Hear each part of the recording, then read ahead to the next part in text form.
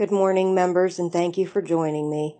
I have been asked to do a video that explains the extended Tunisian simple stitch. I've seen this abbreviated in two separate patterns, two separate ways. I've seen it abbreviated as etss, and I have seen it written as extss. So you may run into either one of those, and they will both be referring to the same stitch. The way that I was taught to do this stitch was to work your foundation row, which you do your foundation chain. You originally cast on the stitches that you need, and then you cast off. And then you start your the extended Tunisian stitch. So once you've done your foundation, your main foundation row, you're going to get back to the beginning because you've cast off. Then you're going to chain one. This chain one is going to give you the height that you need, because we're going to be chaining one after each yarn over and pull through. There is also a Tunisian knit stitch that you can use, the extended TKS, which is the Tunisian knit stitch. I've seen that in patterns as well. So what we've done is we've chained one. We're going to go through our next vertical bar here. Excuse me.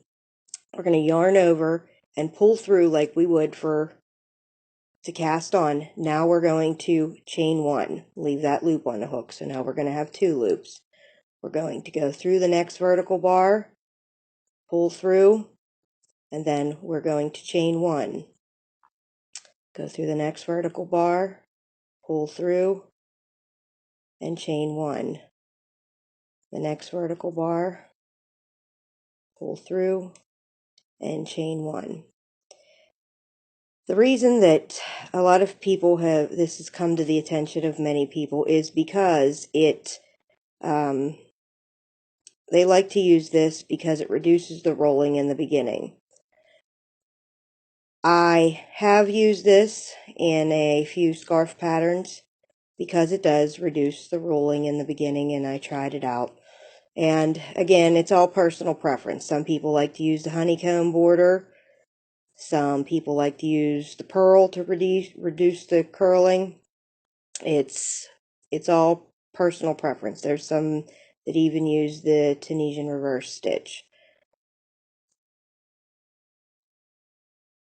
And these all do help, but like I said, it comes down to your personal preference. You may try this stitch and think, oh, I don't like this. So when we get to our final stitch, you're going to go and find your upside down V that's in these two last stitches. Let's see if I can get them onto the camera here. See the two? We're going to go through those two.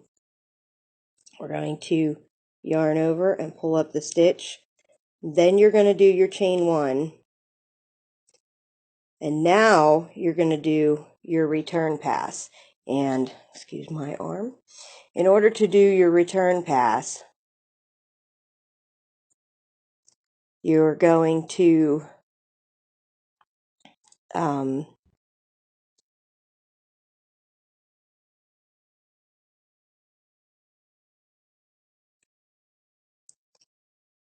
to repeat for the return pass, a standard return pass, where you're going to yarn over and you're going to draw through one loop.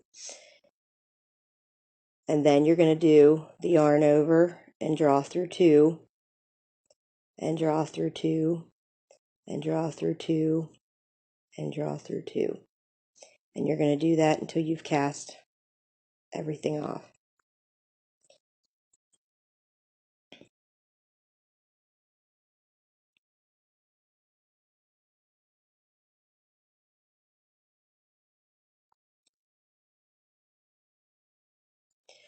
And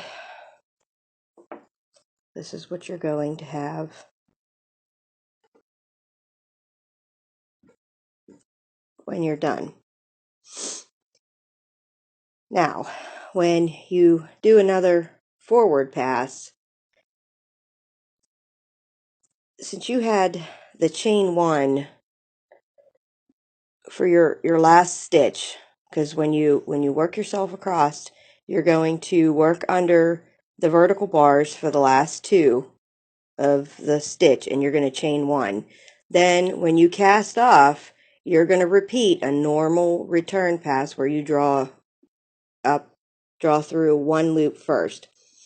This gives it seems to me like this is very long, which is one of the reasons I've played around with this stitch, because when I did another stitch, I really didn't like this. But you have to do this in order to get the height, because this, where you've chained the 1, it gives you the height. So when you work your way across, I still work into this as my last loop. I work into that V, but it extends it. So ultimately, when you put your hook in this last one here, let me see if I can get it. It heightens how high, because you have the chain 1 here, and it will bring it up to this height. So just because you have the chain 1 and you look at this and you're like, oh no, I have two stitches on the top, you're still going to work into where you've yarned over, went through your last 2 loops, and you pulled up the next stitch, and then this is your chain, and then this is where you've chained 1 to cast off. So that extra stitch there gives you the height that you're going to need, so when you cast it off, you have a uniform project. So don't panic when you look at the end of this and think, oh no, I've got all of this, do I go into this loop or do I go into this one, because this is from the chain 1. You still want the 2 on the edge from where you originally pulled up and then chained the 1. I hope this helps, and yes, this does reduce curling. It's personal preference of what you like.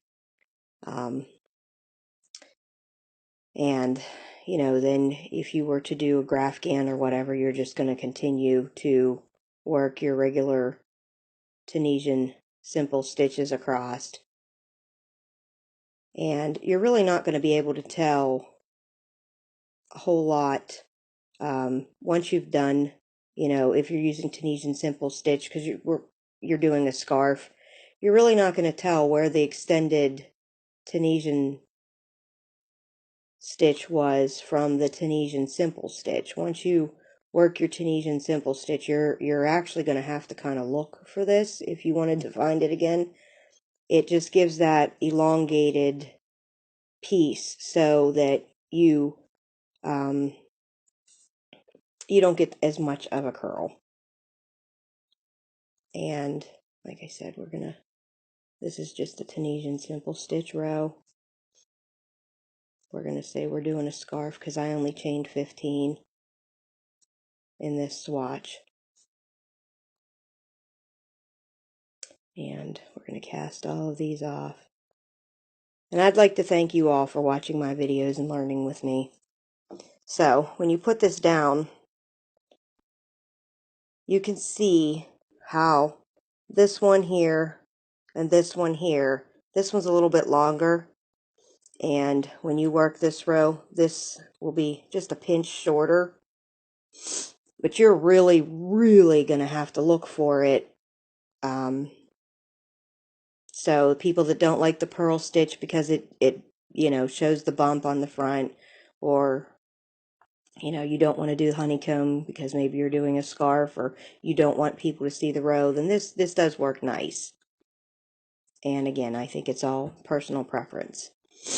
Thank you for joining me, and I hope this helps you all, and have a great day. Thank you.